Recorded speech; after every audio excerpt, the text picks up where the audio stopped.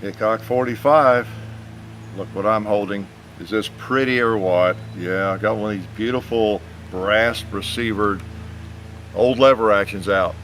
The 1860 Henry, the Uberti version of it. And it's time for chapter 2. I waited too long, didn't I? So let's get right at it. Oh, I missed this gun. Oh, nice. Let's go to the gong right away.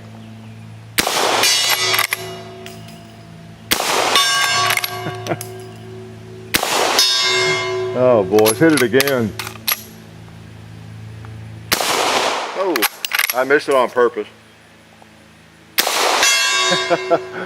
Oh, this thing is a beaut. We need to hit a 2-liter too, right away. Wow! Oh, and I've got some pots. Those are actually from where I used to teach. The art teacher said, "Take these, will you?" I said, "Sure, I need some targets." I had stopped in for a visit.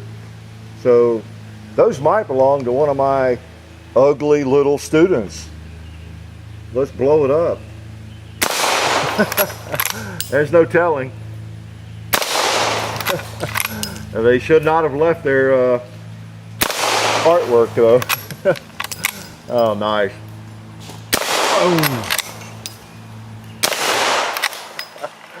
Oh, she's empty finally. Okay. Oh boy, it holds a lot of ammo. This is a fun rifle. I'm not going to go into all the history. We've done that so many times in our review. I get my ears out, so I quit screaming at you. But in our review of the military rifles of the U.S., and then in the first video of this, I pretty much went into everything you need to know about it that you really want to know, and you should know. If you don't know, you better be studying it again. But this is an interesting gun. It was, you know, the first successful lever gun, I guess really the lever rifle that was successful. And Benjamin Tyler Henry, you know, it's named after, who kind of finished off the design of it for Oliver Winchester at New Haven Arms Company. And then they changed the name to Winchester, so the 66 model was called a Winchester. This one wasn't called a Winchester because that wasn't the name of the company at that time. So again, it has nothing to do with the modern company with all the 22s and everything they're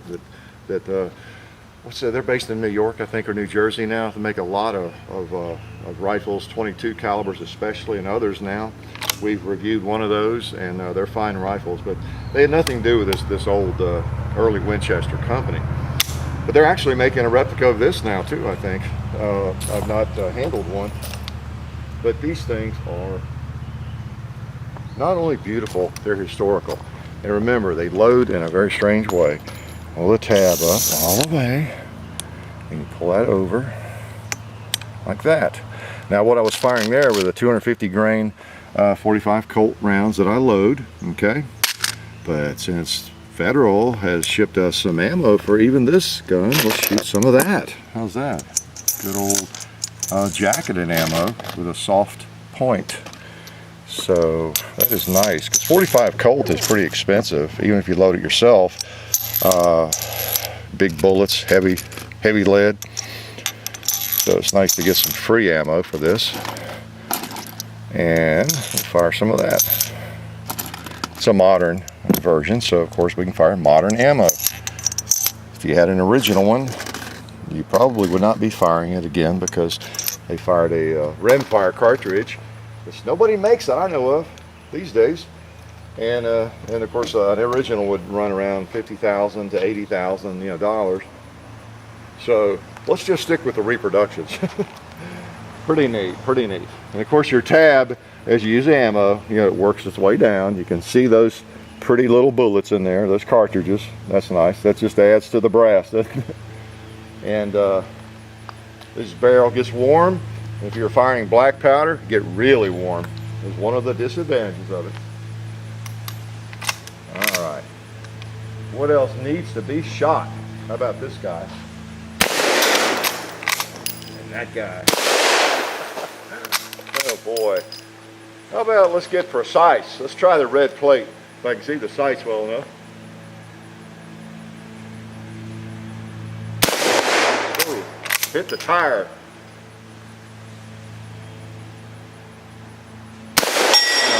love that sound. Let's try a pig. Oh, the sight's going double on me. Boom. I don't know if it'll knock that ram over or not. Not powerful enough to knock it over, is it? Just not enough power.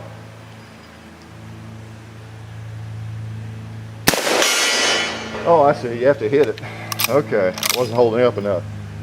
Let's try that turkey over there.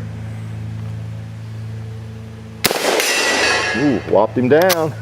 Whopped him down. I know, you're expecting me to try the chicken. Well, we will, even though I don't see these sights too clearly. Close. Just over it, right? All right. Mr. Chicken. And Mr. Gong, you need another one. I'll tell you. Again, as I always say, when I have this out, I'm just reminded of how that is. I think if I had to name the 5 most beautiful firearms, oh boy, what the anti-gunners hate to even hear that phrase, but the 5 most beautiful firearms, this would probably be one of them. You know, I'm not sure. I had to think about it before I came up with the 5 or the 10, but this has got to be in the top 2 or 3 probably. Just a gorgeous gun. And actually, you know, really, I don't know if I've said it before, but one of the most gorgeous things about it to me is the fact it does not have a forend. And that's one of the weaknesses of it, because the barrel gets hot, difficult to hold. And in the old days with black powder, you'd really had a problem. You need a glove. But that is what makes it look so distinctive and interesting. So let's load it again. Y'all are not in a big hurry, are you? You don't have anywhere to I could be. What do we shoot? Federal? Let's shoot that donated ammo. How's that? Okay. Make Federal bring another truckload of 45. All right. And then again, you don't want to tilt it too much. I'm tilting a little too much because you don't want, even though they're flat nose, it's not wise. They have the rounds slamming into each other probably. And then when you get it loaded, remember you don't slam the spring down on them. Particularly if you're just loading a few. And you let go of that spring and boom, you know, it slams into it. Not good. I did notice something about the end there. I'll show you. Just noticed it today, in fact. And I don't think this gun's that old. I got a good buy on it. It was an older one from an individual. But if you notice, that right there is coming apart. It's looks like a piece of rubber. Feels like, you know, stuck into that brass, and it's dry rotting.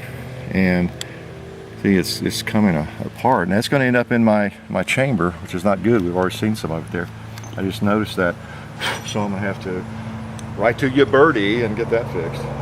Okay, you never know when I might be going to battle with this thing. Again, this thing was used in the Civil War, not extensively, and mostly by soldiers who purchased their own. But I have I've got a towel here. And but it was used, in fact, it was used here locally in the Battle of Franklin, as I've read. A couple of regiments had them, and it was used quite demonstrably to hold off a Confederate charge, I think. So right here in Franklin, Tennessee, used to live down there where the Battle of Franklin took place. Okay, it's amazing how that works. The Battle of Franklin actually took place in Franklin. I think I can surmise where the Battle of Nashville took place too. All right, Mr. 2 liter, it's your turn. Yeah. Oh, there's some paint cans there that need drilling. Yeah, that was needed for a while. Oh, we've got a little bit of cinder block remnants over there. Let's see if we can pick at that a little bit. I hit the barrel.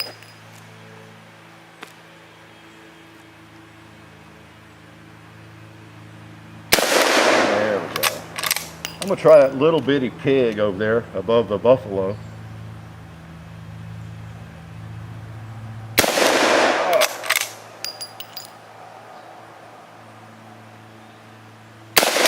Oh, good. I really can't see the sights clearly enough to to show off and be a sharpshooter, that's for sure. Just with it, they're good enough. I can see okay. Like I can hit that 2-liter right there without any problem. Cool. Woo, barrel's getting warm. Let's go ahead and crank out these last ones.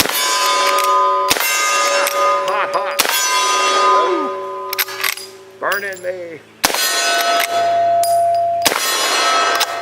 Just had to put the last one on the cowboy.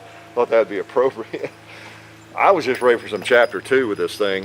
John will have to control me, or else I'll be out here every week with a chapter 3 and a chapter 4 and a chapter 5. Of course, we don't have to invite you guys in and bore you every time I get it out, right? But there are firearms like this in my collection that I do get out just to prowl around with and shoot, and I want to get out more often than I do. And, you know, figure you guys don't mind seeing them occasionally, because there are some firearms that just they deserve to be seen. They deserve to be shot and maybe even to be viewed by you all. So the Henry rifle, the 1860 Henry, the beautiful rifle. Remember, it was originally chambered in a 44 rimfire, and that's why nobody likely is walking around with one of these that you ever see at the range or anywhere that's all that entirely original, because it's not going to be an original gun. I don't know if anybody has original ammo for these things that they'd be firing. So this is 45 Colt. They were never chambered in 45 Colt. That's okay, close enough. So it's pretty close to the real thing, as close as about any of us can get, and in a beautiful, you know, version of it, no doubt about it. So anyway, I don't even have to tell you, do I? Life is good.